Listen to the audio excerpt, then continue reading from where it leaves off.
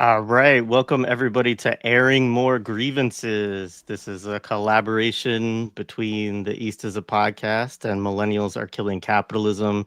It's great to be with you all tonight. Obviously, we have some great guests, some great friends. Lara Sheehi, Nora Barrows-Friedman, and Alex Aviña are joining us. This is really like a tanky group therapy crowd. So it's great to be here. We're going to be complaining about things, sharing our grievances, and we'll probably do a little bit of therapy along the way because we just can't help it and we need it. Um, and importantly, like this is also, we're going to use this as a fundraiser for Lifeline4Gaza tonight, which I'll say a little bit about in a minute. Sina, do you want to say for folks a little bit of just share a little bit of last time for folks who missed we ended up raising a lot of money and it was really cool, and I think we should kind of share out that piece. Yeah, well, hi everyone. Thanks. It's great to see everyone. Um yeah, that was something, I hate to say this because it like almost cheapens it because it was like almost like my own personal It's a Wonderful Life, like the ending of It's a Wonderful Life, like the whole town came together to pull me from the brink, so to speak, because like it yeah, I think we raised upwards of 4K at the end of the day for Mohammed. And naturally, you have this problem of like, yeah, there's a lot of fundraisers, and it's amazing that we really helped this one family. And I know for a fact that like we like significantly improved their chances of surviving this Holocaust just because they were able to move south with the money that we raised. So it's a strange. I'll be honest. It's like a strange feeling. Like here I am doing this like seemingly trivial thing, like just as you say in German, quatschen with you guys, like on our screens, and because of the nature of our communities, and this is a great thing, we were able to sort of support, and because people watching this are conscious of the need to support these people in Gaza who are going through, basically, actual hell. And it's been over 2 years. We're coming up to over 2 years. So I appreciate everyone in the chat, everything you did. It was a really emotional episode. And we we're excited to do these. I'm excited to do these more often. And I'm going to be mentioning a couple of fundraisers too throughout. I have a couple of people I wanted to like mention. But otherwise, yeah, like I'm excited, and yeah, thank you everyone. Awesome. So I just want to pull up. So I'm going to pull up Lifeline4Gaza. I assume that everybody in the chat has seen it, but I'm going to kind of explain a couple things related to it before we kind of get into our airing of grievances, and then we'll pull it up periodically through the night. I have access to the back end, so I'll be able to capture kind of like what our impact is over the course of this stream. So I'm excited to do that. And so this is Lifeline4Gaza, if folks haven't seen it. Basically, it is a database that, as is listed here, it gathers existing links from families, individuals, grassroots community efforts in Gaza.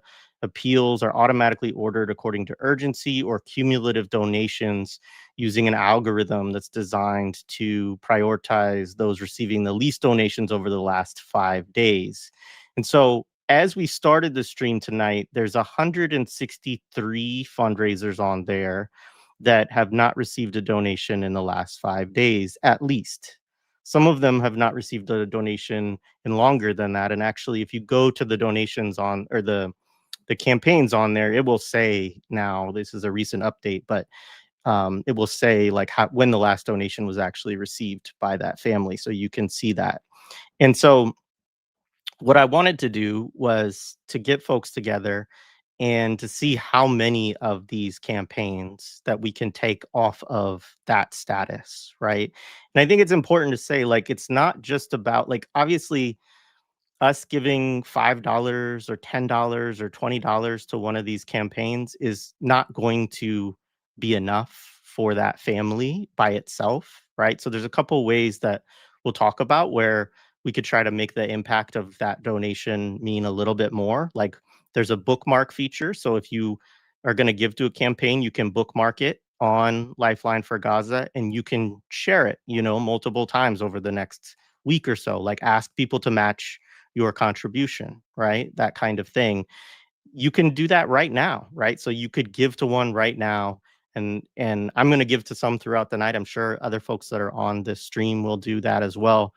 I'm just going to take what money I can give and split it up among a few to take them out of that status. But it's meaningful on an individual level. Like, I can't tell you how many times, like, people in Gaza have said, like, it is so difficult to go through day after day after day and have nobody give when you are in, like, a crisis. You need to be able to raise money to move south, right? You need to be able to buy food, or you need to be able to, like, moving south, people have to, like, dig, like, new toilets. They have to buy tents. They have to, like, it's not a simple thing, right? And it's not like you just go somewhere and everything is provided for you as, in a place where you're seeking refuge. Like, these people still have to find ways to buy the things that they need.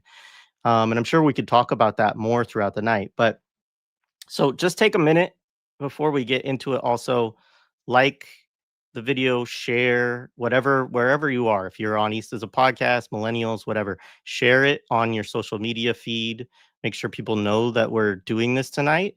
And then in the chat, like, you know, shout out, like, you give to a campaign, drop a comment in there, right? And we'll just keep doing that. Like I said, each of us, I'm sure, will give to some campaigns tonight, and we'll see what we can do, and we'll be able to track how we do over the course of the night. And the other thing I would say is, like, it's the difficult thing, just in being honest about kind of the reality, and I can say this because I see the back end, that, like, there's 163 campaigns, right, that are in that they haven't received anything in 5 days. There's 369 that have only received one donation in the last 5 days, right? And so what happens is, the number goes down and then it goes back up, because every day, like tomorrow, within the next 24 hours, 71 campaigns are going to move into the status of not having received one in the last 5 days. Now, in the last 24 hours, 89 have moved out of that status. So actually, that's like a good trend. But we want to see how much we can do to kind of, change that trend to where, even more families are moving into a place where they're receiving donations. And like I said, like, bookmark it, share it a few times. Like, we all know that we all have, like, limited money to be able to do this, but, like, use it as a way of, like, okay, I'm gonna organize around this, or I'm gonna share around it with some other folks and see if I can get other people to join me in doing this. And maybe together we can get enough together that we help this family move, right? And the other thing I'll just say before we move is, you can connect with the Palestinians that are connected to these campaigns. They have social media accounts listed on Lifeline for Gaza. You can message them. You can find out what their needs are, and, like, just connect with them. Like, I was talking to one friend in Gaza today, and just talking about how difficult everything is. He moved to the South recently. He's grateful. He feels like his kids have made the transition well this time. But we're talking about just, like, how difficult it is to that. He's like, I can't, I'll have to look at the exact words he said, but he's just like, we're broken, right? Is sort of what he said. And I'm like, you know, obviously I don't want to compare my brokenness to what you have endured, but I think we all feel broken in some way by the last 2 years, right? And I think that the thing that he said is, like, even though, I talked about our own frustration that we haven't been able to get our governments to change their policies, right? We haven't been able to do anything that has stopped the flow of weapons and all these things. And he was like, it it at least feels good to us that people connect with us from the West, that they reach out individually, that they connect, that they give money, that we can tell that they care, right? And I know that that's, like, this is not the highest form of revolutionary politics or something like that, but it does matter. And I think that it's just important for people to understand that, as they do this, that there's like the material realities, which can be quite daunting, but there's also just this human connection of, understanding that the whole world is not against you, even though like every government in the world might seem like it is. And so I'll stop there. I don't know if anybody else wants to say any opening things that way, in connection with this, or we can jump into airing grievances and come back to this kind of stuff later. All right. So Charlie Kirk. So I just want to say we now live in a society where we have mandatory mourning of like far right, shock jock, go to college, say a bunch of fascist stuff, see who you can piss off, people, and like that if you don't publicly mourn this, that you are like, it's like,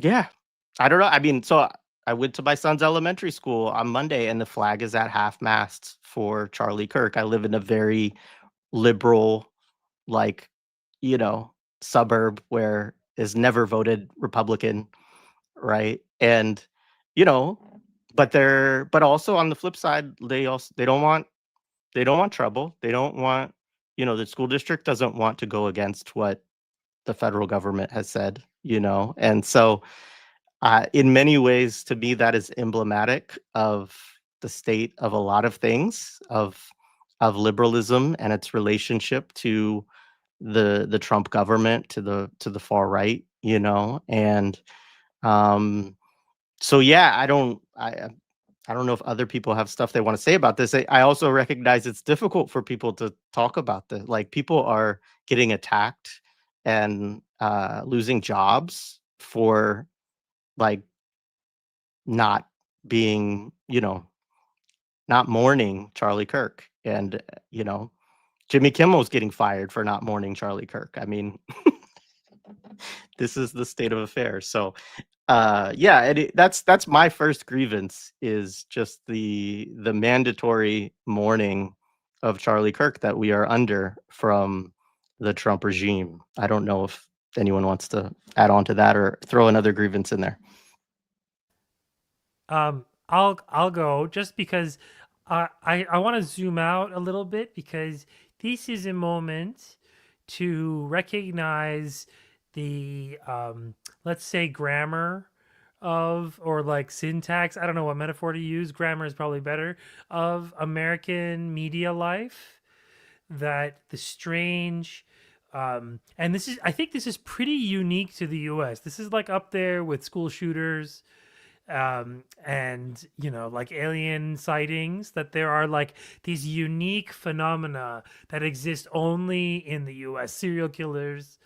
And it makes you sort of think like, what is it about this country that where this stuff happens? And so what's unique, I think, here, or at least the story here, is another iteration of this spectacle, the way that American media apparatus can manufacture spectacle all at once and with the fire of a thousand suns. And you see it deployed, it's a tool that's deployed, you know, relatively not so often. But when you see it deployed, it's like impressive in its scale. Because remember, like this is not a state, this is not a country that has like a state media apparatus, right? It's all privatized. I mean, whatever, they have like some things, but it's all privatized. And so to manage that kind of, let's say, like narrative control, like curation almost, requires like a deep infrastructure, a kind of editorial infrastructure. Now, of course, like 4 or 5 companies own like what 90% of the stuff. So how hard could it be to like connect all these parts together into a machine? But this is for me the and I think part of like this sort of whoever is designing these ops like whatever they are, um, that the exhaustion of the populace is part of it too. Is that you go from one panic after the next, and those panics become like structuring of like the general political mood. And we saw this whole stuff erupt, and obviously one goal is to sort of help distract from the intensifying genocide in Gaza. Not that the mainstream media is covering it anyways and like needs an excuse, but you know, when you notice these things pop off, these uniquely American things, spectacles, you also see how American media in like infosphere is so narcissistic, how it's the only thing happening on the planet, the thing happening in the US. So it's an interesting, I think we have a lot to learn from these moments, but yeah, it is a dangerous, rage-filled moment. And you know, yeah, no, this is a strange, what a way to watch this empire go, and this like strange mass mourning, curated mass mourning.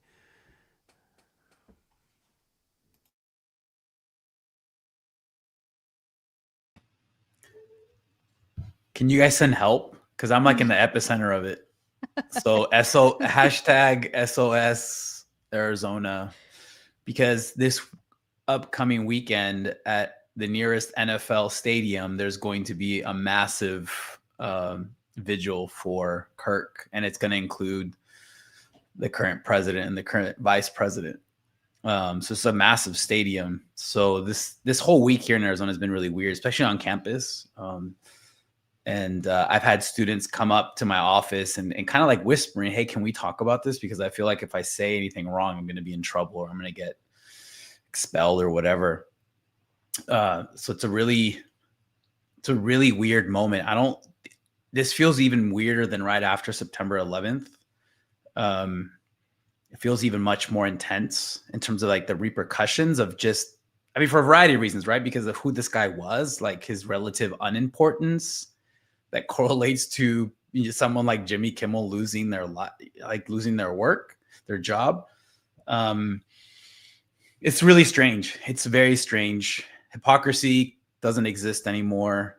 Contradiction doesn't exist anymore. They're just the right, the fascistic revanchist right is on the march, and they're using this particular incident to pummel the rest of us. It's been really interesting too to see online like other countries go along with it, and like following, like if there is such a thing, like Latin America Twitter, and like the right in Latin America trying to use this guy as a symbol, and then people respond like by just posting videos of the hateful things that he would say and be like, wait, you guys are gonna do a rally for this type of hateful individual? So it's really weird, like how he's become a symbol for the right? Like I think, you know, infamously, there was a Kyle Rittenhouse Cultural Center in Argentina, and might still be there.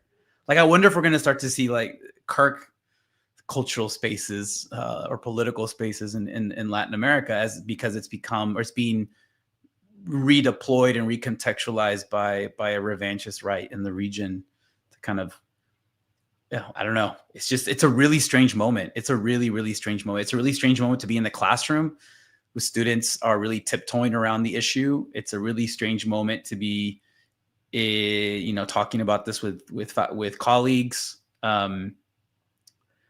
And it's just watching it. It's really bizarre. I don't know how to describe it. It's extremely bizarre, and it's just constant whiplash, constant whiplash.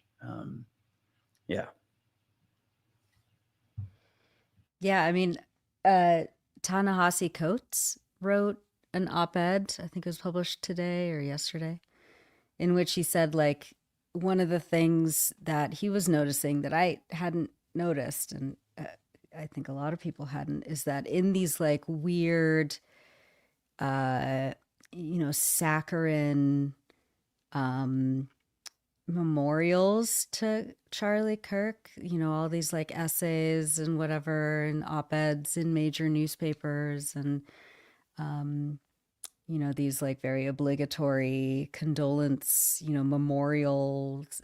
No one actually quoted anything from Charlie Kirk. Like that's what's missing in all of these, because he didn't say anything that wasn't absolutely horrific and racist and transphobic and sexist and misogynist and just everything. And I was like, oh, that's another element to this like bizarre, weird, like constructed, instructed, mandated mourning period that we're seeing. And then, like when people do just offer some of his, quotes that he has said, like a reporter with the Washington Post did, where she literally just took a verbatim quote from Charlie Kirk and put it on her Twitter feed. She was fired. So what does this say? I don't know. I'm like, I don't know. It's just, this is like the continuation of like the end of all literacy in this country. And this just like strange performance now that everybody feels like they have to do. I don't know. I agree, Alex. It's super bizarre. It's super bizarre to watch it. But nothing can jump into action like this if the infrastructure didn't already exist to do that. And I think this is part of like what we're seeing is American jingoism at its height, because there's an invitation, an identificatory invitation here. You're aligning with Americanness. Jay and I have talked about this before in terms of the election, is that even folks of color and marginalized people are invited into those positions in reference point to white supremacy. But the second that Americanness is sort of brought onto the table, they're asked to give those things up to cohere to being American. And I think part of, Alex was saying about fascism, and is sort of this like fascistic spectacle, which we can expect. They're going to mobilize and take advantage of any of this to push through more spectacle. Taking over DC is not enough. Taking over other places is not enough. Let's sort of mobilize this. But we're also seeing the weight of liberal rot caving in on itself, because they've backed themselves into a fucking corner when they talk in vacuous ways about gun control and all this sort of thing, but don't actually address any structural issues that might cause us, let alone the originary sin that like continues to feed white supremacy and toxicity and settler colonial logics. They're not going to say any of that. So Jay, when you see that flag on half-mast, I really don't think it's just because they don't want to get in trouble. I think it's because they actually believe this shit and have these, puerile discussions about violence. And the dissociation of like, all of a sudden we're in this semantics game about violence. And this is one of my grievances about distractions, about sitting there and having an argument about what constitutes violence, what doesn't, and always displacing it somewhere else. Or like this becomes an example of violence when we've been subjected to the worst type of violence that is unimaginable, unmetabolizable, that, like we're saying, it feels like nobody can stop. And here it becomes localized in this one heinous person. And that somehow is supposed to draw us in to talk about violence in a very particular way. But I think this is the place, just like Palestine is sort of the door where liberals and fascists are very quick bedfellows. They have no contradictions. That's kind of what Alex like. There's no more contradictions here. We're falling in on another place of that, and there's a long history of what creates that grammar, as Sina was saying. So I really just don't want to give them an out about like, oh, they're just scared of this, administration. It's like, no, you fuckers believe this. Yeah, I think that's right. And I think like today we announced that we will commission a statue of Charlie Kirk to honor his legacy and incredible work after his tragic assassination last week. The statue, privately funded by community leaders, will stand on campus as a commitment by New College to defend and fight for free speech and civil discourse in American life. The location for the statue will be announced in the coming months. You know, there's a lot of interesting things about that. I mean, like, one is this thing about civil discourse, right? Which is like, this has been a big project of the right for a long time on college campuses as this Trojan horse to get fascists' viewpoints into, like, you know, liberal universities, right? And it's, you know, they've been doing it, right? And then every time people get protested, you know, they railed against Antifa, right? Like, Nora, you're in the Bay, like the Berkeley is like ground zero for this shit, you know? And like, but like, it's really interesting too, because I remember when we did a live stream a while back on this thing that Renee Johnston actually sent me from Saturdays with Renee, which was like this, I can't remember the name of the group, but they're a group that provides board training for colleges, right? And they're like super Zionists when you like dig into them, right? And they're also the people who rolled out all of the like the time, manner, and place rules, like all of the stuff that they've used to crush protests and like dissent, and to kind of attack the ability of students to organize and talk about Palestine and talk about genocide, right? And so it's like, it's such a, it really does expose exactly what they mean by free speech, right? Which is, free speech is really for fascists. Like, it's really just about them. And it's to the level where right now, like, they're trying to do the most cancel culture-ish things imaginable to liberals and people on the left if they even make a joke. I mean, you know, like, I'm like, if Henry Kissinger died again now, would we be able to have fun on Twitter? Like, it's like, That was a really fun night. it was a great night. It was great. And when the Queen died, like, everybody had a great time, you know? So anyway, But can I don't know say, if Jake, can I go jump ahead. in? The example that you just, like, the death of hypocrisy, New College of Florida was essentially the victim of a hostile takeover by like the revanchist right-wing forces, by like Christopher Rufo and his ilk. Like, they completely destroyed and undermined and radically transformed what that university used to be in Florida and what that university was known for as a very liberal, accepting space in the Deep South for people who didn't quite fit in or were ostracized or were attacked for who they were. They would go to this small liberal arts college that was then selected by the right in Florida, which is a particular odious form, and then helped by people like Rufo, and it's been completely transformed. It's not what it used to be. They fired people, they expelled students, they brought in new students. They're trying to get the students that they want to go to the university by offering like athletic scholarships. So for them to then like do this whole thing about a statue and talk about free speech and civility discourse, it's just complete bullshit, right? Like, but they know what it does, right? Like, they know what they're doing. They enjoy this. I think they get a lot out of this, right? And just another grievance that I'll throw into this is, today I watched a speech of J.D. Vance, like, making fun of the Venezuelan people on fishermen who are being bombed and executed in extrajudicial fashion by the U.S. government. And he's making fun of it at a rally, right? Oh, if I were Venezuelan, I wouldn't go, fishing anytime soon, which is just repeating an earlier comment that I think Trump made yesterday after, posting about a third boat that was droned or attacked, blown out of the water by the Americans. So like, there is like this, they are watching this and they're getting a lot of enjoyment out of this, out of what we are witnessing, what we are horrified by.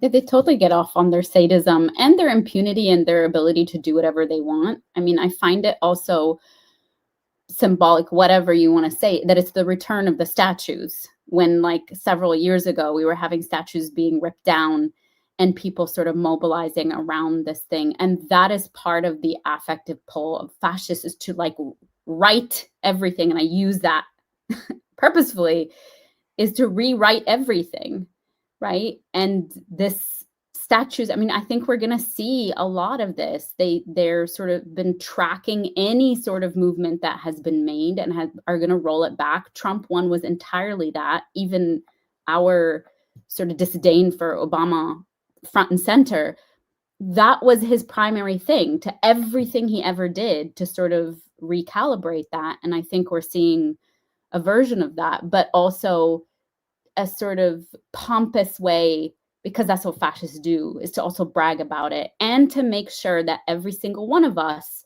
sees and feels and believes that we are at their mercy and that they can do anything they fucking want. They can kill people whenever they want. They can joke about it. They can make all this sort of thing. They can take over cities. They can kidnap people. It's about coming to live inside, and of course us starting to self-police as a result of that. And there's always the through line to Palestine. I mean, you know, last week it was revealed that these like super white nationalist Christian biker gang members, a lot of whom were, you know, proud of their army service in the massacres and occupations of Iraq and Afghanistan, are now doing security for the Gaza Humanitarian Foundation.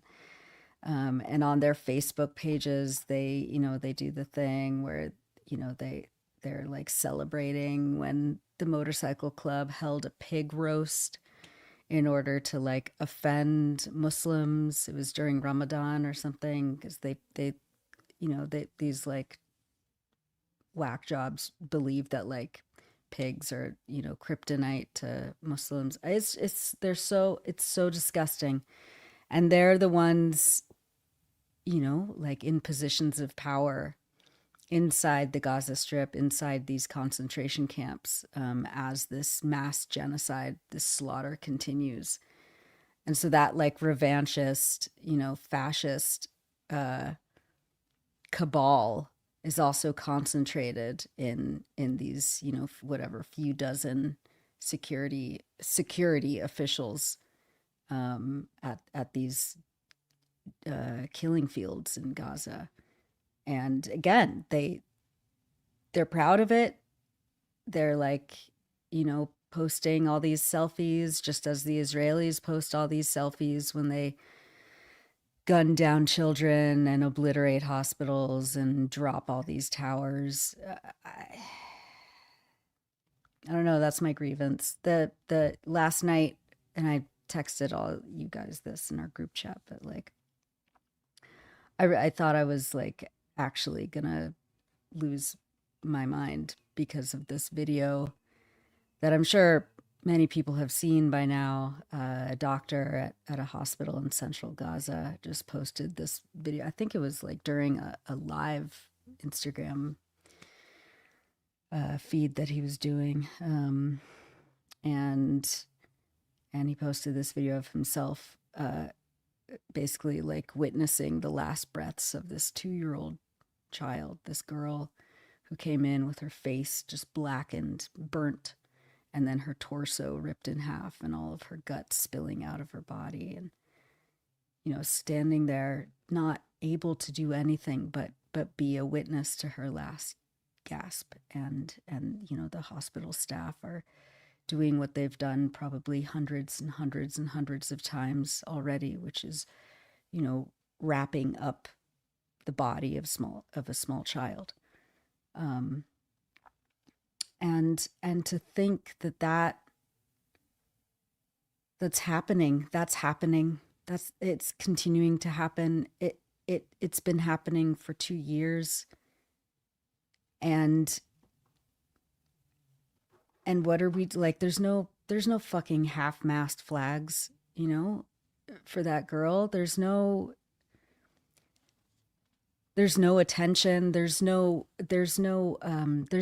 but like condemnations and statements, and again, the Israeli army is allowed to do whatever the hell it wants. I don't know. That's my grievance is everything. Everything. I'm just grieving everything.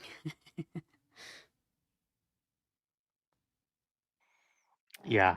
I did watch that video after you sent it over, Nora, and it was just totally devastating. And you're absolutely right. I mean, I think that is one of the things that has made the sort of mandatory mourning of Charlie Kirk like so obscene Yeah. to me, right? Is just like, you know, like we have how many assassinations has the United States provided the bombs for over the last 2 years, right? Like we couldn't count the number, right? And even if we were to take some limited view and say like, oh well, assassination requires like somebody who's a political figure or a journalist or something like that, right? Like the numbers still, it's hundreds, right? At the most generous sort of thing, right? And none of that was even worth acknowledgement by, the US government, right? And that doesn't even get to what you're really talking about, which is the tens of thousands of children, right, that have been slaughtered throughout this, um and yeah, I mean that is part of what, you know I think turns the Charlie Kirk thing into more of like a Joker moment for me, of just like now you want to force us into these public displays of mourning, like we've been mourning for 2 years, right? Yeah. And had to deal with so many people who like didn't, either actively like made excuses or whatever for like why this was happening, or just Or ignored it. mock their deaths Yeah. publicly, like Charlie Kirk did. Like Yeah. I just, yeah, it's so revolting to me. Like I've just been kind of walking around with just like a stomach ache. It's all just like so bottomlessly grotesque. I refuse to believe that it's real. Like I don't think things like this in the US can ever be real. Like it's not, or organic, or whatever metaphor you want to use. Like this is some kind of intense psyop. And whoever is curating it, if or maybe curating is the wrong word, initiate, maybe it's like a Big Bang kind of situation. In this case it's literal Big Bang, I guess, in a sense, because whoever, like, assassinations don't happen without external parties. Sorry guys, like no single person, it's like the odds that a single actor is taking a rifle and assassinating high profile, or in the case of like the Las Vegas shooter, like large numbers of like regular ordinary people or whatever, like these are not real, like these are not organic.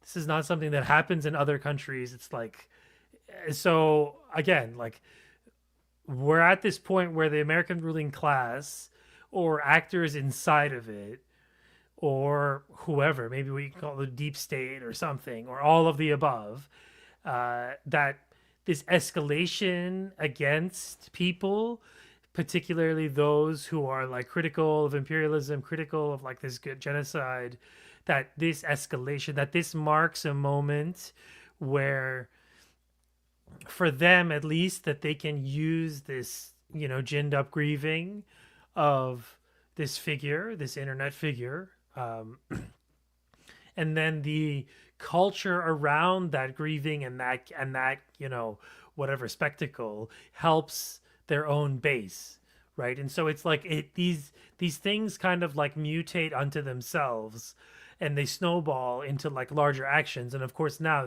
what clearly they're doing is using this as an opportunity to do the thing which is they always wanted to do, which is like clean up schools, universities. And obviously they used the student intifada as one excuse to do this as a pretext, and now they're going to use this. And it's going to be and based on the sort of how libs have been reacting as a class, at least their media representatives, not everyone, because some professors, and they're going after them. So it feels like almost like a trap to set for people to sort of just, to have some kind of more spectacle out of this, to like do the cancel culture and also the like the rage culture, and to kind of like in the minds of the chuds do what libs do to them, right, in the culture war. And so this wider culture war of the US sort of like of whatever, like I don't know how to even call it, because the US is like bigger than the US. Like the US stuff spreads. Now, mind you, like I saw a video from Korea, like mourning him, like a freaking Korean Muharram procession for this guy, like ridiculous. Like, does that take much to organize and create? No, I don't think that takes much. I think there's a lot of dark money. I think guys like Shapiro and Kirk and all of this, and Fuentes too, all of them, like they all are backed by various actors and like with deep pockets. And it's not, I don't think we should read too much into like this instance itself. I mean, its consequences are going to be far reaching, but the actual figure of this guy is like, I don't know. It's not that like this is not, he's not actually all that important, but it's an excuse, a pretext or whatever to do what they wanted to do. So I don't know. This is a weird, because also Trump's regime itself seems to be teetering on something. I mean, for a while, it seems like, I mean, based on like internet rumors, it seems like he's had some kind of stroke, and his health is declining, or his health is declining. So it's, I don't know, maybe, and because he is a figure who unites so many of the different sectors of the right in a way that no Republican could ever do. I don't think no Republican will ever do again also after him. I think he's their greatest accomplishment in terms of a unifying actor. I don't see of Republicans themselves. And I think this partially has to do with how cucked they are to Zionism, but maybe I'm wrong. Maybe I don't understand the American political system. I don't even know how like the Electoral College works at a basic sort of setting of it. It's all like fake to me. Neither do we, like, Sina. It's like sport. It's like fantasy sports. It's basically the same. Like it's, it's all a bunch of horrible APAC funded losers jockeying for each other. And then the like normie class, they like pretend that like there's some sort of savants trying to read the tea leaves. It's also offensive. It's all so offensive. But when the US media class pulls on the same rope, that's impressive. Like that's, the results are impressive. And that's why they lowered that flag, dude. Because the media told them to. Like it's I think it's as stupid as that.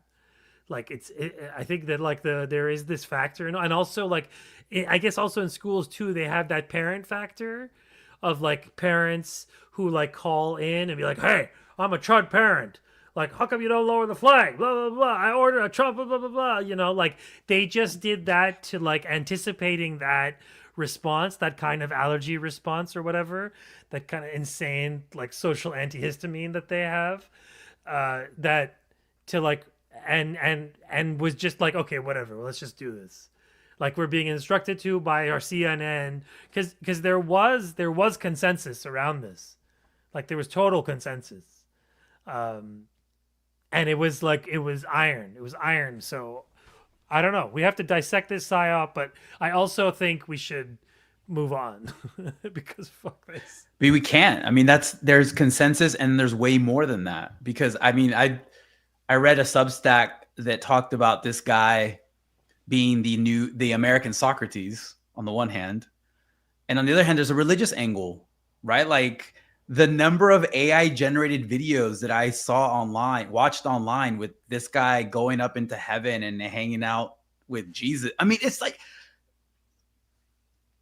gringo Christians are like some of the most blasphemous, sacrilegious people. Like they constantly violate their own. I mean, I guess that's like at the core of their project, past and present. But like the AI generated videos of that they were creating for him, or even at actual churches last weekend, doing some like what technically would be considered like blasphemy and sacrilege, but it doesn't matter, right? Because there's something else that's going on here. So there is, it is. I think you're right, Sina, in the sense of the how quickly the consensus formed. I think that's what gives me the whiplash, and then it's gone on to like a whole new level. That's the part that I think we're like seeking shelter to a certain extent, right? Like we're trying to like protect ourselves from that. But part of what you're saying, Alex, is like really important, is the ethno-nationalism and the white supremacy that's like being slow dripped. And that is part of it, right? Is that's part of the sadism, is that you will have to see all of this. You will have to be subjected to it. But at the heart of this is white supremacy and ethno-nationalism. And it's very Fanonian to me about putting people in their place, right? About like which goes back to what Nora's saying about like there is no grieving for Palestinians, because that's the social order, the white supremacist social order of the world. And this sort of show of this is a reminder to everybody about what that social order looks like. If they're bringing a new world into being, don't get it wrong that it's going to be this revolutionary world that you all are sort of in the streets fighting for. That's the psyop, Sina, I think, right? It's sort of like, don't think that everything you all have been fighting for will come into being. This is the order that we will reproduce, and this is what it's going to look like. And at the head of it is going to be this, I mean, what a fucking choosing the most mediocre, mousy looking white supremacist to be the one to do that. But that is so representative of white supremacy as well. And that is what people identify with. You're not going to have this sort of like, you know, buff, fit looking dude. You're going to have everyday white dude that everyone can sort of identify with, that represents your everyday person, that also, by the way, Biden joined in on when he talks about Joe Lunchbox. It's the same specter that shows up over and over and over again. But I think the sort of drip feed to all of us about, and the mainstreaming of it, which is why I think other governments are also joining. It's not by chance that in the UK you have these fascist marches, in India, in all these places. They've been building these networks for a long time. And then this moment comes, just like we seize moments for revolutionary fights, white supremacists do as well. And I think it constantly like ups the ante about what is acceptable, what is fascistically acceptable in our everyday. And I think that's part of the regularization, rehabilitation of all of this. Yeah, no, absolutely. Alex, I think you got a grievance. Do you want to jump in?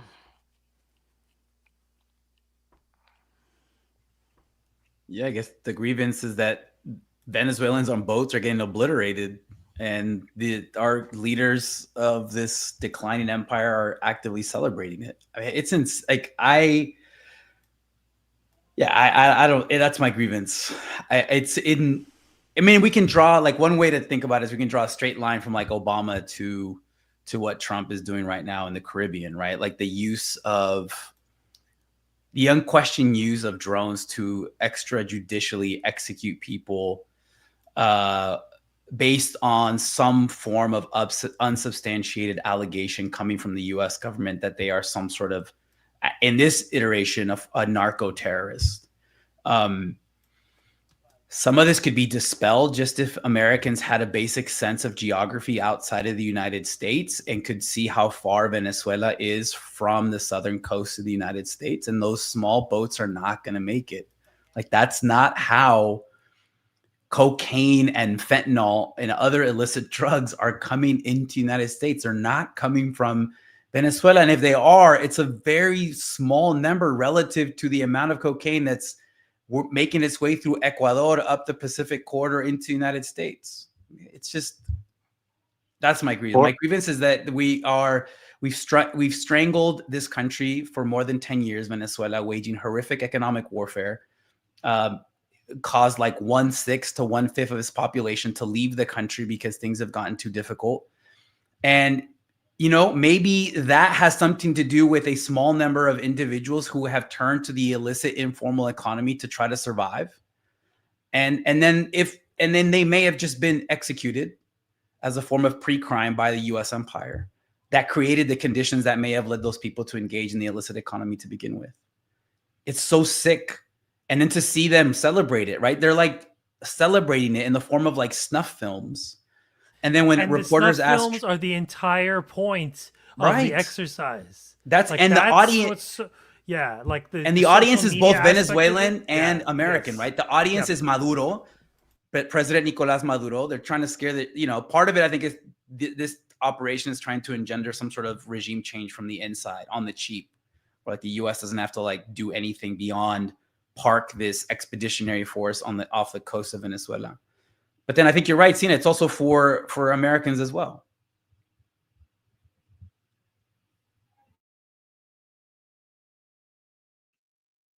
Yeah, I mean, it's also like, I mean, this is the thing is like you had the assassination attempt in Qatar, right? And then this is going on at the same time, right? And so it's like this.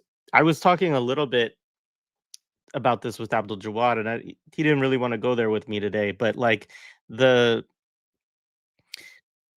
you have the settler colony, and the settler colony belongs to, and I know, Lara, you've talked about this a lot, but like their backer is the settler colony, right? So it's like, there's always been in settler colonialism this relationship between a kind of European metropole, right? Where, and it's not to say that those countries are better or, like that they don't know what's going on or anything else, but like that the settler as a character like sees itself in the wilderness, right? Sees itself with the savages, with the barbarians, and so their analysis of their circumstances is always that they have to transgress what would be like liberalism, right? That they have to move into like, no, we just have to kill people. Like we just have to like we have to burn all the food. We have to, poison the water, like all of these kinds of things, right? And this is often in tension to some degree with the metropole historically, right? With the kind of capital of the colonial backer of like, yeah, we want to control this stuff. Like we want these resources, but like, yeah, maybe don't, maybe ease off a little bit. But you're in a situation right now that, and maybe Alex, I don't know, you might have some thoughts on this as well. Like, because I can't really think of a good historical kind of parallel where the empire also has such a deep history of settler colonialism. And so they very much understand, and their government also like kind of lives by that same idea of like, no, transgress that norm. Like it doesn't, like don't worry about what people think, right? Like at the end of the day, it's about what you can just go do. You can just do what you can do, and like who's going to stop you, right? And I don't know. I mean, it's just in this moment to have both of those things happening at once, where you have the United States doing something that's like a flagrant violation of international law, as Zionist entities doing the same kinds of things, like it's a kind of different paradigm, right? Is all I'll say about it. It doesn't mean that we can't, figure out some way to get out of this situation, but it's like, I'm kind of thinking about that a lot lately. Well, And yeah, no, go ahead. no, you go ahead. I just know Nora has to leave in a couple minutes, so I don't know if you want to say anything too, but go Nora, ahead, Lara. do you want to just say anything you want to say, Nora? I want to just remind people to donate to Lifeline4Gaza.com. I do have to bounce, but yeah, I don't know. It's just a very strange moment in time right now. I think it's easy to be defeatist and to kind of wallow in the puddle of despair, and I'm very, very grateful for all of you comrades. I mean, Lara, your friendship and your principled analysis has been really a lifeline for me, and I know that a lot of people share that here on the stream as well. I just really, really appreciate all of you comrades. And yeah, it's we have to be strong. We have to be firmly grounded and not let any of these motherfuckers try and distract us. So with that, I'm gonna go. Thanks, Jared. Thanks, Alex. Thank you, Sina. Nora. Oh my God. Just before I let you go, I want you Yeah. to have the good news that so far we've taken 24 campaigns out of the red since we've been on this. So that's really great. So 24 different families have received something that they haven't received in the last 5 days at least. So thank you to folks on the stream for doing that. And Nora, it's great. It's been great to be with you. Always. And Alex, I know you have to go soon too. I don't know if you ever want to say anything before you have to dip. No, just I guess echoing everything that Nora said. Thank you guys so much for everything, for the solidarity and camaraderie, and for helping me get through a time that's, today I read a quote by the writer Roberto Bolaño where he says that there's a time for reciting poetry and there's a time for fists, and like this is definitely a time for fists. And I appreciate that I get to experience and learn from you all trying to get through this particularly horrific time of monster. So thanks, Jay. Thank you, Lara. Thank you, Sina. Yeah, oh, and we have a new guest. Thank you, Irma. Thank you, guys. And yeah, thank you so much for organizing this. Yeah. Thank you for joining us, Alex. Arama, welcome. Sorry, I didn't see you. You were I don't know how long you were backstage. I apologize. I didn't see you back there, but it's great. Thank you for coming through. It's good to be with you. Yeah, it's so nice to finally be able to make a session. Usually I'm sleeping when these happen. So yeah, it's just been, I mean, I feel so close to you all, but rarely get to see you in person. And yeah, whenever I am on a live like this, it just feels like YouTube's talking back to me. So yeah, it's such an honor to be with you. I thought I should stop by because there are a few grievances to report from this part of the world lately. Should I jump in and give you some updates? Yeah, all I want to say is that you're talking to us from the future, and everyone should know that it is already tomorrow where you are. So, yeah, go ahead. And as always, it's a bad view from the future. But there are also some, I think there are some hopeful views that we can see from this part of the world too. I'm sure people will have seen the March for Humanity that took place across the Sydney Harbour Bridge, that was replicated across the Victoria Bridge in Brisbane, that just brought out hundreds of thousands of Australians. So that was great to see. And it really, I think, shook those countries to see that level of popular support for Palestine. And we replicated it here in Aotearoa, New Zealand as well.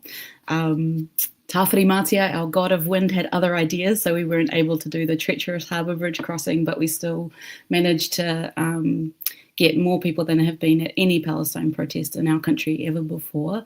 And actually even more than that, it's the biggest protest I've ever been to in Auckland. And I mean, certainly the biggest we've had for the past few decades. There might have been like mining protests in the past that might have reached the same number, but it really just went to show that even though you might not see it on the ground or the weekly rallies and these types of things, it really, the tide has turned, and it's no longer, seen as a very political cause here. We had endorsements from over 180 organizations, including all the major NGOs, unions, Māori political leadership as well. So it was a really powerful moment.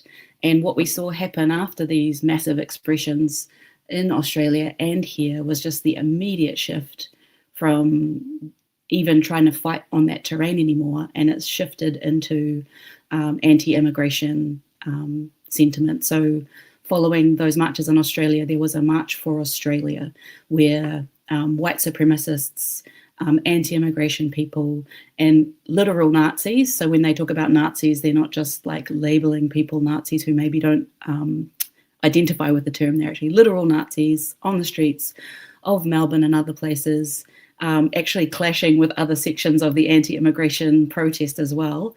And then you also had, big refugee protests and Palestine protests all on the streets on the same day. And then what the anti-immigration protest in Melbourne did was they actually stormed Camp Sovereignty, which is a Indigenous encampment in the middle of the city. So you go from a protest that's supposed to be anti-immigration and you attack the people that have always been there, and in that moment just really revealing what everybody knows already, which is that it was a white supremacy protest. And we've seen people try to now advertise similar protests here. We don't quite have the same level of on-the-street fascism that you see in other places, apart from one political expression, which is the Destiny Church. So at the same time as we had this mass mobilization, biggest protest we've ever seen in Auckland, taking place on our streets, we had about 20 people from Destiny Church, which is a Christo-fascist, Māori-led church, over in London at their white supremacy march, doing a haka on stage and ripping the Palestine flag. And this was just so indicative of what their movement really is. It's not a movement. That's what it's like. They just do political stunts, but their stunts are very effective and they get lots of coverage around the world. But really there's only a few thousand people who are members of that church. And, even here in Aotearoa, sometimes people don't quite understand how to read what they're doing correctly. They don't really understand, like, do Māori people hate Muslims? Do Māori people, et cetera, et cetera. And what people maybe don't always appreciate is that this group is actually anti-Māori as well. So when we had our biggest mobilization for Māori rights last year, they were opposed to it. And so their project of trying to create a Christian national state is completely oppositional to the Māori sovereignty movement. So all of those things just came into really sharp focus, I think, over the last few weeks for a lot of people in this part of the world. I think what we probably need to remember is that all of these other things are distractions. And what we can take from it is they've really lost the narrative war when it comes to being able to smear people as being anti-Semites. That's not working, so they've shifted.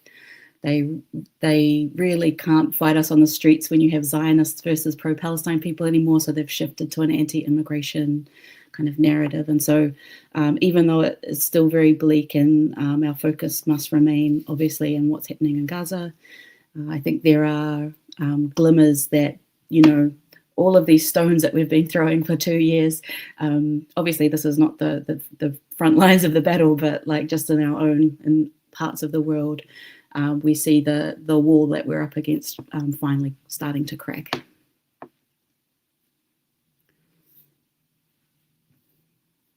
Yeah, thank you. Thank you for that.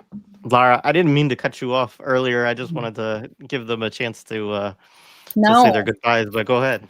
No. I was gonna just say that it's an expansionist project. That's why. And I was actually gonna ask Alex to speak about his concept of, that it's never isolationist when it comes to Latin America and like the sort of roaming border, but he's not here anymore. So, but that's the point, right? And I think to Adama's point about I mean, this is the expansionist project. When you see Mari people in London and a fascistic, this is the spread of fascism. And I think for us to sort of stay ourselves and understand that these things are not staying within the boundaries that psychically we understand, traditional borders or any one of these things, we will stop being shocked when we see them show up in certain spaces, because they follow a similar logic. That's why I always say that it's like Big Brother settler colonialism sees, baby settler colonialism. Like, they have identificatory processes and they are synergistic with each other. They understand the larger project. In the case of the United States, also, I want to say that as vicious and horrific and horrendous as the settler state has been, and they have been in using forces of violence that, in one place that we haven't ever seen before, at a level we've never seen before, they've also completely failed. That it is a failed project. The resistance is still going. So the United States also flexing its muscles and showing its might at this time in terms of what it's able to make its own citizens do, or extrajudicial killings elsewhere, or, Trump sort of bragging and saying, I had read a report in Arabic news that it was like, had it actually worked to assassinate the Hamas leaders, that Trump was ready to take, credit for it. That it didn't, he's like, oh, we didn't know, right? So it's also about empire showing its might at a time when it's falling apart and the Zionist entity is falling apart. And the fascist project, while vicious and we need to pay attention to it, also has a counterforce globally that gets what's happening. Now, the difficulty is that, states are sided with the fascists, and that's our asymmetric warfare. But I think we need to be precise about reading also the flailing that's happening, and when that happens, the level of violence that it has to engage in, that these states have to engage in, to show, again, to put us in our place. Remaining vigilant of that, I think, is really important for all of us. Yeah, no, absolutely. Sina, we haven't heard from you for a while, man. How are you doing? Sleepy time? Okay, this is one of those moments where we have to really think. We have to be good communists and really put the screws to our own internalization of bourgeois political analysis. So it's not that I think, this is not radical. It's more that like the bourgeois the fascist butterfly, comes from like a liberal moth, right? Like it starts its life as like a liberal, and as it develops and reaches its peak maturity, it develops into fascism. And this is a characteristic of the European settler colonial project. Now, this is what's interesting, is that the traditional contours of that project, like the way that, not contours, but I meant more like the interlocking pieces that typically stay together, are starting to break apart. So Spain is actually like shattering the European consensus on this ethno-state. This is not a ultimately, that the ability of the US to hold together its European alliance is rapidly showing to be to be faltering, at least to some degree. I mean, I'm sure the US will put the screws, and God knows, I don't know, I worry for Spaniards a little bit. They might be experiencing some Islamic quote unquote terrorism soon. And maybe some mysterious power outages. I don't know. They had one already. Because clearly, a huge chunk of the planet are disgusted by what's happening. And prior to October 7th, the Europeans were also running this other dirty war op, which was Ukraine, which itself wasn't popular despite all the astroturfed media to the contrary, that's supposed to show to the contrary. And now you have like the situation where European countries, because they are ultimately at the foreign policy level under the control of the US, have to like give their military hardware, a serious chunk of them, not just to Ukraine, but to the little entity. Now, mind you, I think the entity gets most of what it gets from America and Germany. I think it's basically those two that are giving like the bulk of it. Maybe the chat knows better. But this is a strange moment, because that, like, I think the developments in Spain are very serious. I think that these governments cannot keep, this is not like tax-free for them. All of this is not like that their own systems, the contradictions around them that preceded this, that they're being squeezed and intensified. And never mind the fact, and obviously this is related to it, that capitalism itself, this version of capitalism, this era of like neoliberal, neo-colonial, post-war, whatever like bookend you want to put on it, like, again, that's another sort of thing of I mean, like bourgeois political philosophy or whatever, like that we can't like naturalize these bookends, but whatever sort of like yardstick you want to use, it's coming to an end. And so this bloodbath, this mass ritual sacrifice in Gaza, which preceded with also in a different way, in a different configuration, also in Ukraine.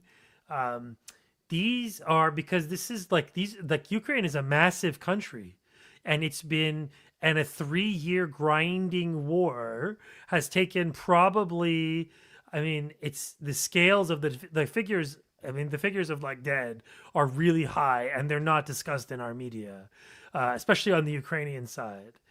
And it is far more focused on sort of combat deaths, like it is a more sort of, let's say, orthodox war in a sense. It seems that both parties fight infinitely more responsibly than, say, you know, the little ethno-state Zionist entity we know that's just like openly engaging in this kind of genocidal warfare. But nevertheless, like the scale of the damage and the destruction is something that's like, I mean, Ukraine was a huge country. It was a huge, industrially developed, decades of Soviet investment too were also at stake too. Like massive machine, like an industrial machine, has been getting blown to smithereens, and Russia themselves have been taking quite serious hits. And I don't think that they can just keep going at this rate. I think the 12-day war with Iran was a test case for the Zionists and for the Americans to see if they could contain a war. And I think in some ways that it was like this kind of like radical sort of fool's errand for them, like a kind of adventurous mission to see if they could just kind of like pull a quick one over the Iranians, in the sense of like hit their main leadership and get Khamenei, which was like one of their principal goals that they failed, which would then help encourage which would then be the trigger to send their own assets, which probably are not insignificant, into the streets, triggering a larger sort of like, let's say, you know, like downfall, state collapse. I think that was the script for them in that war, and it didn't work out. And in fact, it united Iranians way more. So I don't see it going the way that they want to go it now. Does that make an imperial beast like the U.S. and its Zionist thing even more dangerous? Yes, I think. I think that their own isolation, their economic troubles, the political cost of all of this, you know, I don't think that they can just keep sustaining this.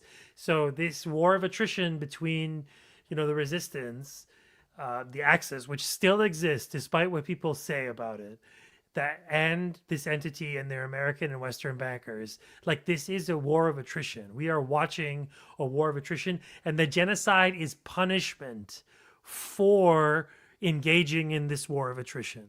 And I've said that many, many times. The genocide, and it's also part of the Zionists, and it's not even in a sense that like the Zionists wouldn't be doing it, is that this is part of their goal too, of ethnically cleansing the rest of historic Palestine, solving their Gaza problem, solving their sort of colonial Gaza problem on the coast. And now, as it seems, is that they're sort of like, after waiting for the PA to help defang as much of the resistance as possible, right? Because so we used to hear about resistance cells all over the West Bank, but thanks to the work of the PA, the actual Palestinian collaborator class, whom I think we all fail to discuss enough. Like the amount of time that we spend on like whatever Syria, Iran, Hezbollah versus Jordan, Egypt, and like the Palestinian Authority. I mean, this is like we are talking about a comprador class that is selling Palestinian liberation up the river. Now, is this the first time in Palestinian history this has happened? No. This also happened in the 30s, where you had this class of upper class who behaved extremely irresponsibly and helped aid and abet the Zionist conquest of their lands for their own greedy reasons. And so, I don't know what's happening. Like the West Bank is a whole other scene of ethnic cleansing, a horrific nightmare. I mean, and guys, this is the crazy thing. All this violence, right? Like all this insane, murderous violence. Our media class here just doesn't show it. Like it just is not happening. I mean, that's what's so powerful. Like, I mean, how, like, you were always told if it bleeds, it leads. But actually, we know that's not the case, because when it really got ugly in Iraq, they stopped showing it. I know that. I remember living through that time, and everybody stopped talking about it. Because if anything that this moment teaches us is that, like, mainstream media still has an immense amount of hold over the, like, effective lives of millions, if not hundreds of millions of people in the Anglophone world specifically. I think the nature of the English language, the conquest of the English language around the world allows for this kind of like intensification of these things, that so you have a kind of like a built-in mechanism for amplifying American soft power. And in the case of American soft power in this moment is that it's, the kind of like the chuds and like the triggered boys, the boys who like, do their media warfare at the low level, the kind of like the gritty level of social media, which is to say, is that those guys play an increasingly larger world in that mainstream, right? Is that like a guy like Charlie Kirk doesn't hit the mainstream until he gets turned into a martyr. I mean, he used to be, but libs even sort of drew a line. And I mean, there was Twitter now has changed, but Twitter did kick off Milo. They did kick off Fuentes. They did kick off like not Shapiro, but I remember there was that during the Dorsey era, but of course that changed during Elon. And so, yeah, this strange convergence of all these, and this is, and like, does it again, ask about it. Like, does it cost anything for them to manufacture chaos? No. And does it usually work out in their favor? Yes. So expect more chaos, folks. Like, expect chaos. Expect, like, I don't know. This is a kind of, I don't think the Gladio program or equivalent that's been running in the US has ever stopped running. I think it morphs. I think it morphs based on generations, and it went from a kind of like cable news, newspaper, magazine moment to the internet to then social media. And this is the moment we're in. And this thing with Charlie Kirk is a watershed kind of case study, at least. Yeah, thanks, Sina. I just want to give an update. So we are now at 33 campaigns that are out of the red since we started the stream an hour and 20 minutes ago. So that's great. Thank you, folks, for giving. I've given to 2 so far, and I'm going to do my 3rd here in a minute, as our guests are talking about, as we get into another grievance, or if people have responses to Sina's grievance. Just remind folks that all you have to do is go to Lifeline4Gaza. It is a list of fundraisers for Palestinians in Gaza. Some of them are individual campaigns. A lot of them, most of them, I would say, are family campaigns. And some of them are kind of community funds that are administered by folks, groups on the ground in Gaza. Um, a lot of them come, like, also if people have questions about, like, first of all, I will just say, I do want to say something quickly, which is like just to shout out the folks who run this website. I mean, I am in a group chat with a bunch of them, and they work on it all day, like every day, as long as they are awake. They are updating, they are adding, they are verifying that, they do peer-to-peer confirmation is the term that they use, of confirming that people are in Gaza, right? They also update it, like if a campaign, if for whatever reason, like somebody closes out a campaign and starts up a new one because they had to, because of bank reasons or anything like that, like they're constantly updating this thing. It's about 1,200 campaigns that are on the site. So also, as we talked at the beginning, there were 163, if I remember correctly, campaigns in the beginning that were in the red, meaning that they had not received any contributions in the last 5 days. So understand that's like, it's about 10% of how many people are on the site. So there's also a lot of people who fortunately are receiving more support, but the whole purpose of the design of this website was to think about the fact that Palestinians do not have equal access to social media at this point. They cannot all spend all day like plugging their campaigns. Not all of them have campaigns also, like that's an important thing to know. But, when you have 1,100 and they continue to add to it, right? It's a lot of campaigns and a lot of people that you can support. Just remind people too, people are trying to move. Like a lot of people in Gaza City have been, forced evacuation. We see every day they send armored personnel carriers loaded with explosives into Gaza City, blow up apartment buildings, bomb, etc. Right. And so people in many cases don't want to leave, but don't really have an alternative. Some people are remaining either because they are so exhausted with this genocide that they just can't move anymore, or because they don't want to leave and they're afraid that they won't be able to get back right when they do.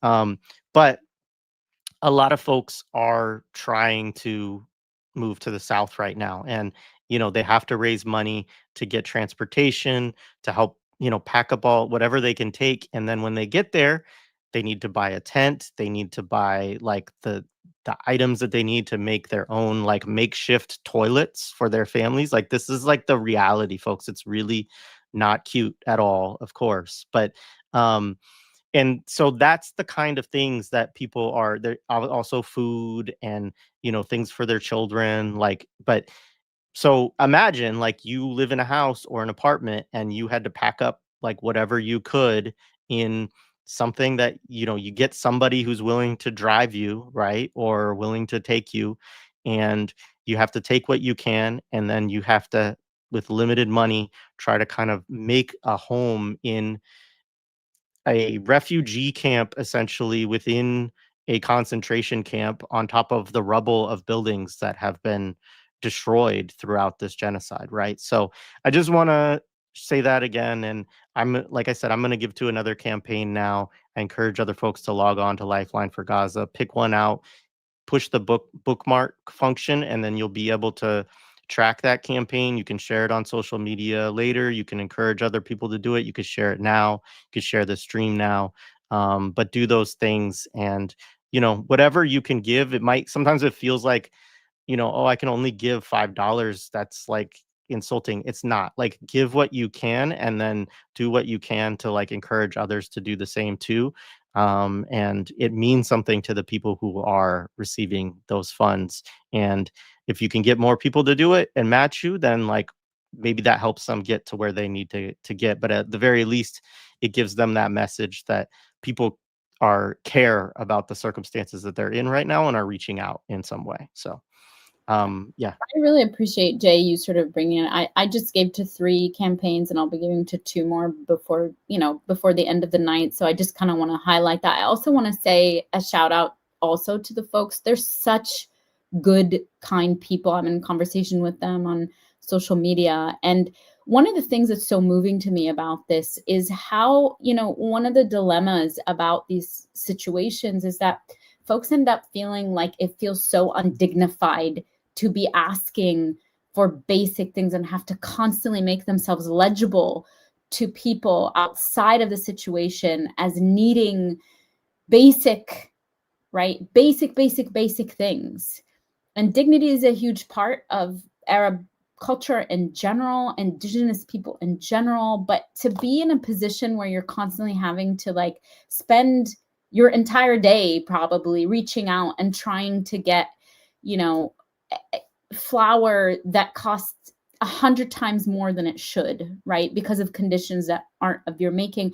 Lifeline for Gaza doing this and doing it in such a way where these folks don't have to constantly be in the humiliating, dehumanizing position to be, putting themselves out there constantly and then also not getting anything. That for me is a central piece of this. And I think there's a way, and sometimes, yes, we can think about, yes, this is not ameliorating the conditions, but there is a way in which there's a relational stance that's being taken and a message, like Jay was saying, about what are we communicating when we say we continue to hold you in mind in all these ways. And this is a material way that we are alleviating at least the most basic part that folks have to live with on a daily basis, right? Where folks are living with their kids, with their families, with people who have illnesses, who can't be nourished. There's something about that relational practice that is about mobilizing our own political commitments into a praxis. So I also, if anybody's just wants to free themselves up from this idea that somehow how is giving ameliorating this, I want us to attune to that piece of it. And again, a shout out to the folks behind Lifeline for Gaza for doing it in such a way that retains people's dignity and radically redistributes responsibility for these asks. So that would be my hope. Yeah, I always really appreciate how much the people from East is a Podcast, Millennials Killing Capital, and more really are very clear about that it doesn't have to just be applying political pressure or intervening in a humanitarian way. It can always be both, and I think that's something that people have been grappling with in Australia and New Zealand as well, around these mass mobilizations where they're framed as marches for humanity, and we know that has its limitations, but that it is able to create real broad appeal across multiple different types of organizations. And while the call is a humanitarian one, it's very focused sharply on sanctions, and so it has that material impact. And one thing that the organizers also grappled with was that there were many of us trying to encourage the collection of donations at the marches, because they could have been opportunities to raise a huge amount of money very, very quickly. And then some people were pushing back on that for those reasons that you mentioned, Lara, around not wanting to be seen as a charity case or something. But I just think we need to move past that. We need to, I think if you take out any separation of how you view yourself and those who are at the extreme end of this suffering, then it's no longer about a charity, but it's about we're in this together. We care for one another and we share our resources amongst ourselves. And I feel like that's how we need to be approaching this.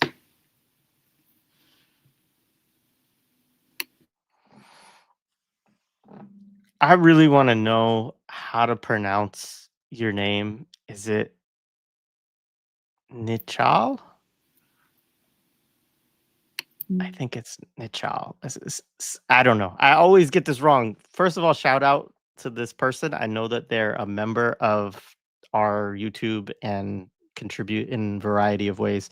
Go ahead in the chat if you want to correct me on pronunciation, but appreciate the contribution to the platform. Your grievances trying to talk about the genocide to normies and being told that it must be AI and self-declared Christians both siding a genocide. And I think that that's yeah, I mean, that's one of that you're touching on something I think really important there too, with the kind of AI comment, is this kind of, people talk about the sort of the postmodernist right, in certain ways, like people who, and it's a condition I think that impacts all of us, regardless of your political persuasion, of just living in a world where you don't know what's real and what isn't anymore, like where it becomes difficult to even get to truth. And so, like, on one level, you're confronting something that people are dealing with that I have some level of sympathy for, which is that, like, people just don't really know how to, like, what's real. The problem, though, is, of course, that what usually people who have that kind of persuasion, like, have some mainstream media outlet that they take, or maybe it's some YouTube streamer that they take, that is their, like, go-to source, right, to verify for them, like, what's real and what isn't. And we all know that if we're talking about corporate or mainstream media, that, you know, they would be part of the reason why somebody might think that something coming out of Gaza or whatever is AI, because they won't show, like, the real violence. They won't show the real harm that takes place. They might give some curated story, right? Where they talk about it as if it's this catastrophe that is emerging from natural circumstances in the world, like a natural disaster. Not that those just come about naturally either, or as bad as they are because of nature. But that they see this as that like the genocide, right? Is like something that is just sort of happening, that Palestinians are enduring starvation, right? Or, something along these lines. And that's the most that they will kind of talk about it. And yeah, I mean, I also relate to that. Um, I don't know if anybody has something on this point. There's another thing I do want to get to, just in sort of touching on it. And I know we've been going for about an hour and 30 minutes. So if anybody, has to drop off, feel free. Thank you for joining us for this.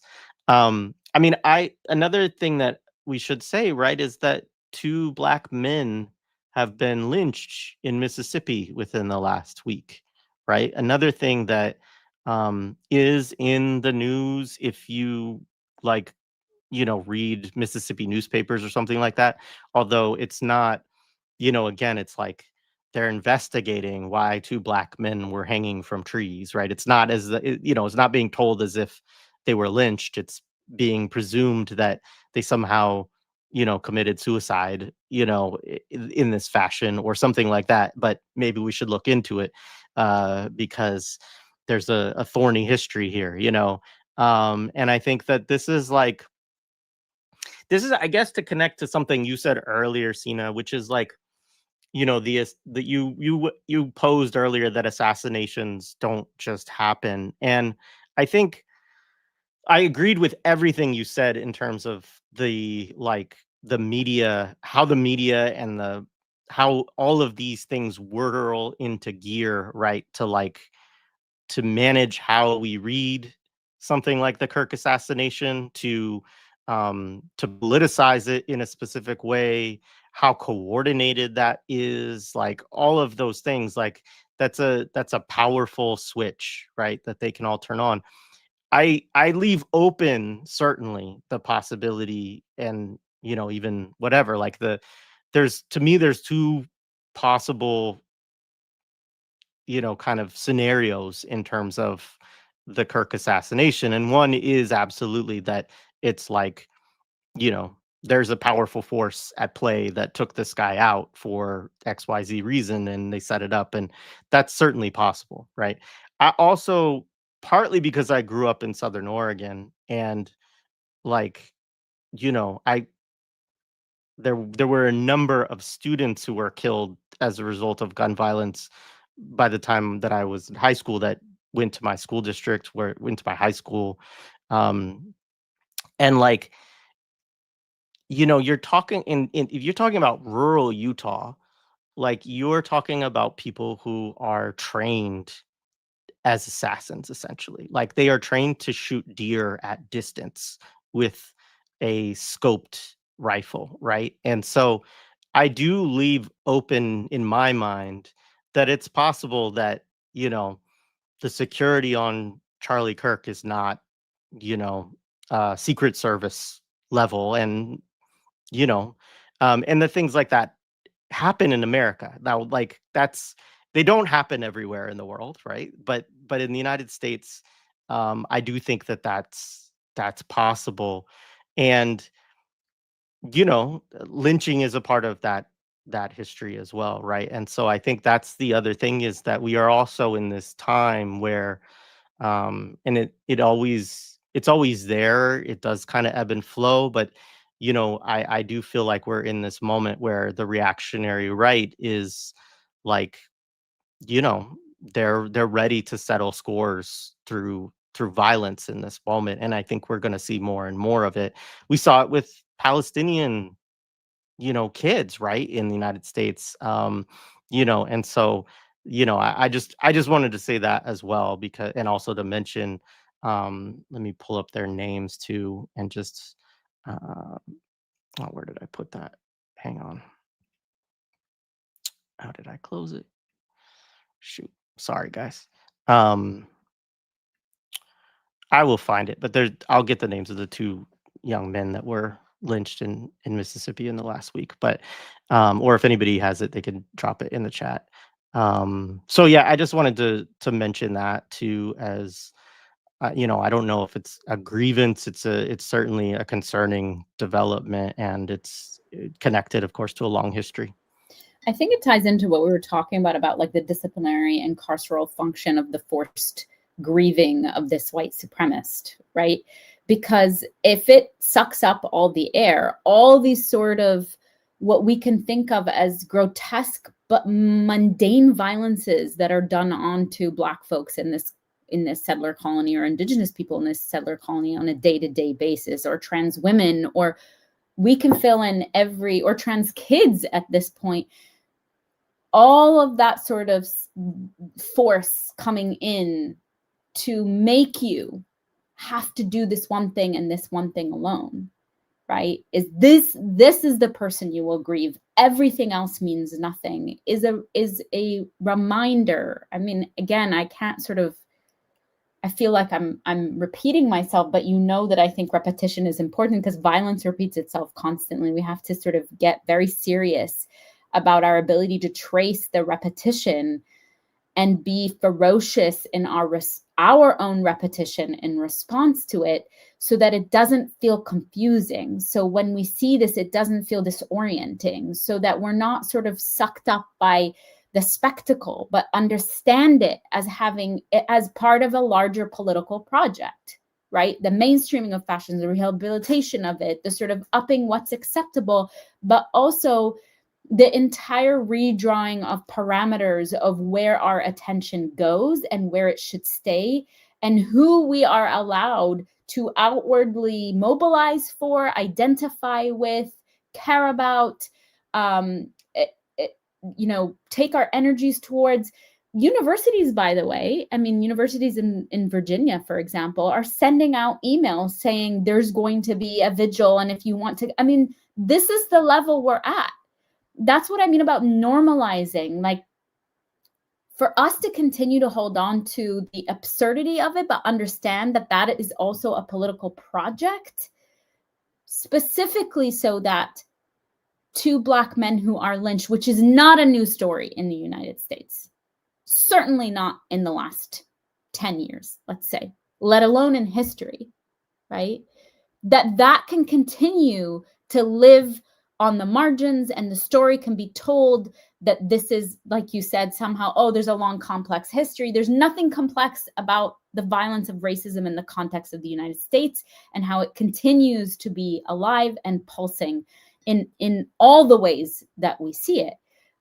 But our attention and affect is being carcerally, right, channeled in a very specific way, which is why we have to be vigilant and fight back around this, right? And resist and sort of be able to have these public facing conversations. And it's not about giving airtime to a fascist who deserves nothing.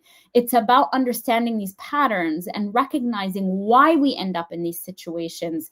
And because this is just going to continue. This is going to get more and more pronounced.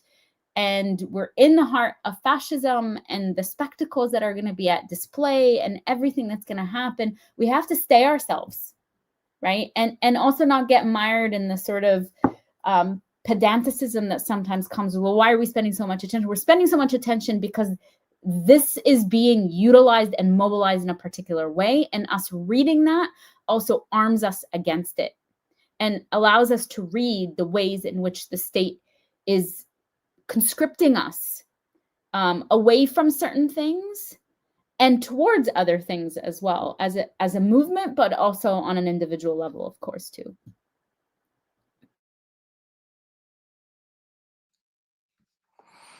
"41 campaigns so far are out of the red, which is like really amazing. Let's see if we can stream until we get to 50 at least. Yeah, go I ahead, don't know. man. Maybe somebody in the chat watches Hassan Piker. Does Hassan Piker do this kind of stuff? Because like we're such a small show. We're like the two of you and I have, you can like, you know, a few hundred between the two of us. Imagine a guy like Hassan. Does he do this stuff? Does anybody have access to him? Or I don't know. I don't watch him, but We should try to force access to him. We can all talk shit about Hassan Piker until he agrees to do it. No, I'm just kidding. Yeah, no, I don't know. You know who does is Will from Chapo actually does this kind of stuff. And I know that because for a very long time, Palestinians in Gaza would always ask me to like connect them to Will. And I'm like, I don't know him at all. but they're like, you both have Patreons and you both are on YouTube, right? So like they think, anyway, but shout out to Will for doing that. It would be great to see him do one of these where he focuses on Lifeline4Gaza, and maybe that could happen. But yeah, it would be great if Hassan did. I don't, sometimes I watch clips from Hassan, but I don't usually watch the whole show. So I'm not sure if he's ever done something like that. I know that for Lifeline4Gaza, I don't think so. I mean, it's still a relatively new platform, and the folks behind it are still trying to, get it promoted, and they focus on reaching out to accounts and getting folks to boost it. And I think that's another thing people can do is just, hey, if you know people that you're mutuals with or whatever that have a lot of followers, like encourage them just to give it a shout out. Like it's literally just an open source algorithm that contains a bunch of Palestinian funds. Like you're not giving to an organization or to some kind of overhead or infrastructure. It's just a website that people can choose to use themselves to connect with and give to Palestinians in Gaza. And so and there's no money that's being made by any of the people who are putting all of this labor into maintaining this website and adding folks to it and everything. And so again, I just want to shout out all of those folks as well, because they're just, it's amazing what they do.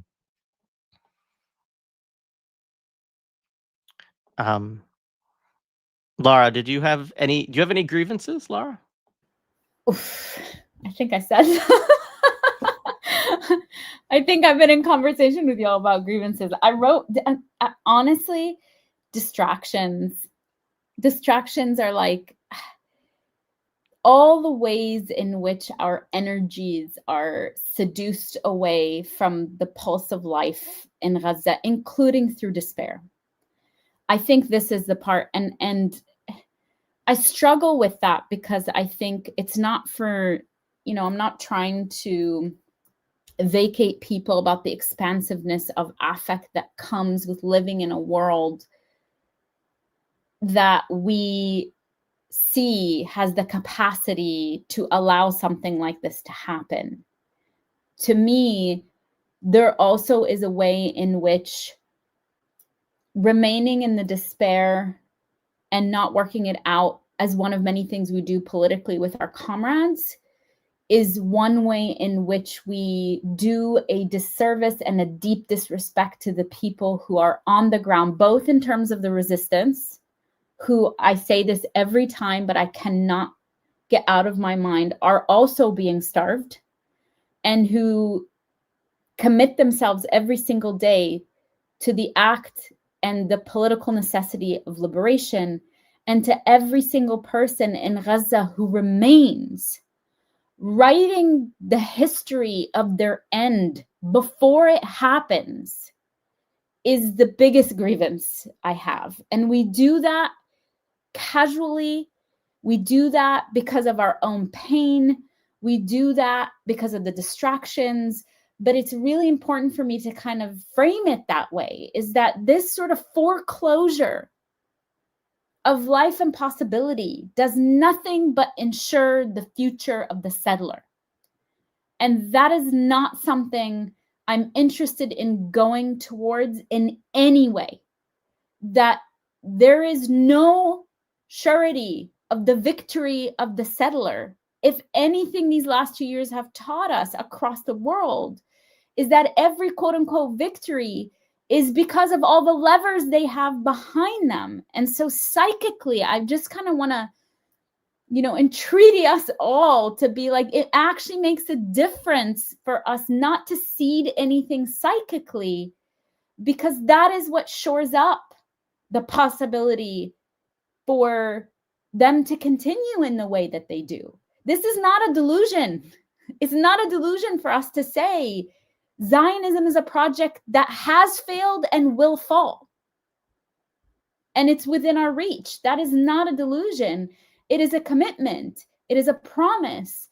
It is a solidarity with the people who are there every day, big and small, who are committing themselves to this. If nothing else, even through saying, I want to live, help me live. They're not giving up on that. They're trying to get food so they can live. I don't want us to write away that history before it even happens. And that's my biggest grievance. There you have it. It wasn't that far below the surface, Jay. Oh, I do have one after all. Oh, thank you, Lara. That was great. Arama, do you have anything that you want to add there?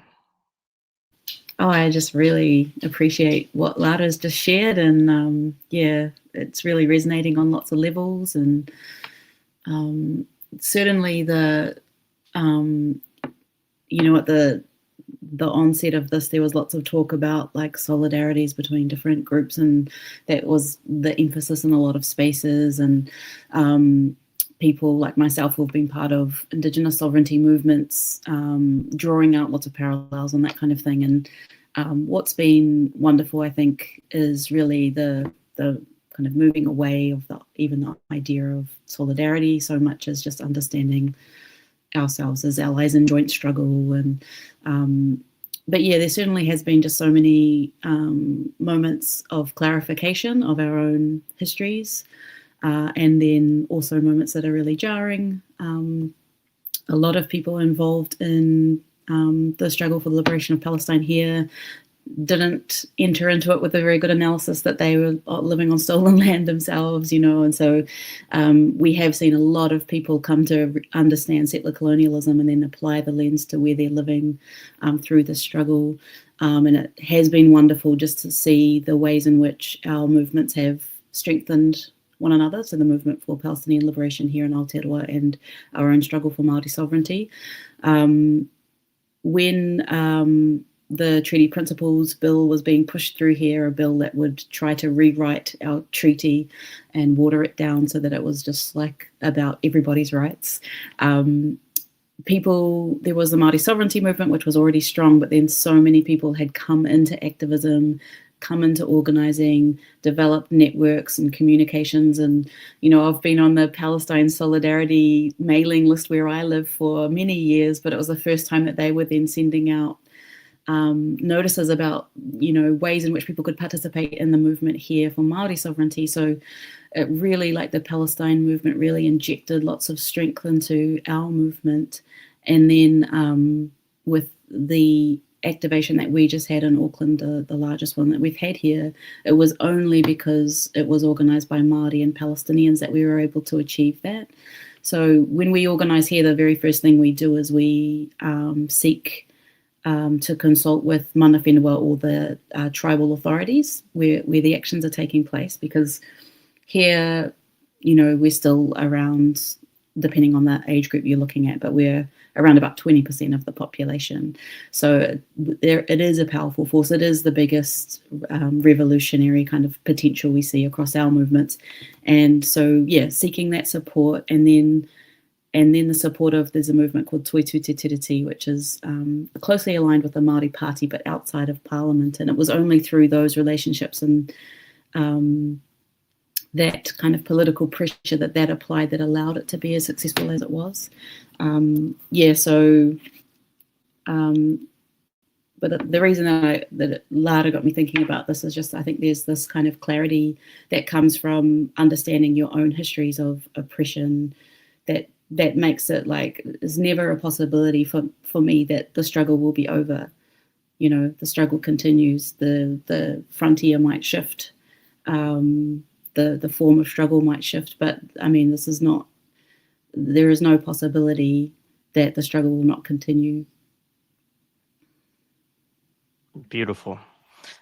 That's great, because I think we're going to wrap up now, and that was a wonderful point to kind of cap the evening on, Arama. So thank you for joining us, and thank you, Lara. Thank you, Sina, for co-hosting this thing with me tonight.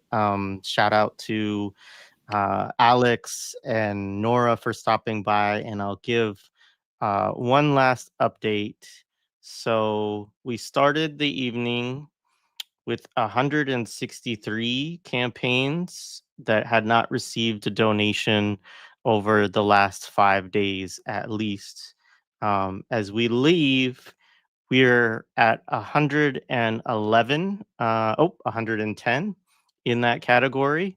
And so that's 53 families that we have taken out of that status. And I encourage people, again, like, if you gave to somebody tonight, make sure to share that campaign a couple times in the next week. If you feel like you can, DM those folks, right? If their social media in most instances is actually linked on that campaign, and you could just, message them, see how they're doing, and let them know that during this, that you gave something, and that you're gonna, share their campaign, in the future. And that will, I think, mean a lot to them.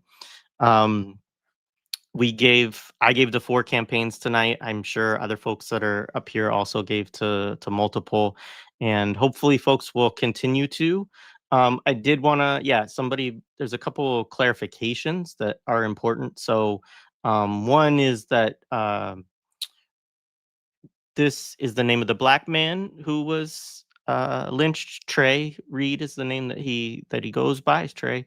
And then I didn't know this, but the other man who was lynched was actually an unhoused white man in Mississippi that was lynched, who was living in forests there, which, is also, I mean, that's the thing about fascist violence, right? Is that, like, unhoused people, disabled people, Black people, Palestinians, Muslims, right? Like the indigenous people, of course, like there are so many folks who, women, trans folks, right? I mean, that's something else that we didn't say, but obviously part of what's going on with this whole narrative around Charlie Kirk is to, direct more violence towards trans people as a response. And this is something that the right has been working on for quite a while, is to sort of blame American mass shooting on trans folks, which is like the most upside down, thing that you could possibly imagine. But that is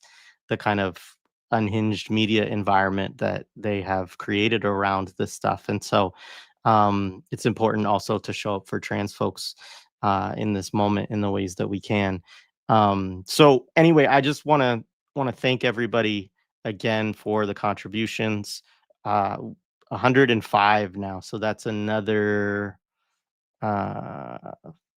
I think we're 57, 57, 58, maybe 58 campaigns that people have gone to. So thank you so much. It would be great if you all took, on your way out, like make one more, even as a small contribution, contribute to one more fund before you, or as you log out. This has been amazing. And, I had said like loftily, like, oh, maybe we could zero all of them out, get everybody off the list, but that would be very difficult for us to do. But you all made an impact probably by the time we log off on at least 60 families.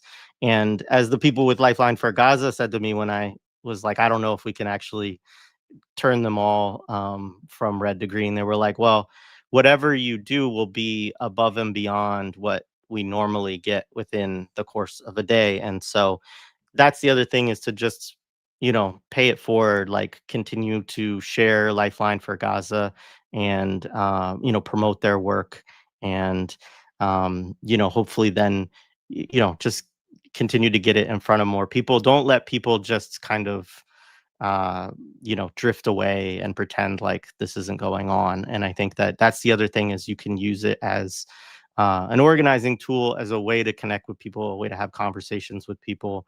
And then hopefully you can build towards other forms of political engagement and action as well. So, all right, everybody, thanks again to all of our guests, all of our hosts, and to the undefeated chat. Is really appreciated, everything that you contributed tonight. Thank you, Jay. Thank you, Sina. Thank you. All right, bye-bye.